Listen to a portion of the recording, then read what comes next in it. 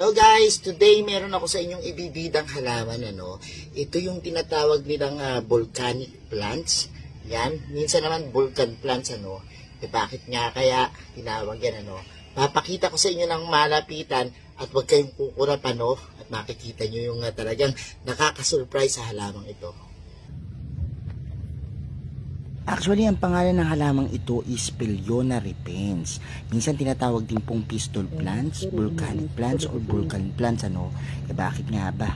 Dahil po dun sa kanyang parang sumasabog, na smoke dyan, Pero, yan po ay nangyayari tuwing noon, Kapag medyo nababasa, tapos na arawan, makikita nyo po na parang mayroong mga usok na lumalabas na sumasabog, Pero yan po ay hindi usok, kundi mga pollen.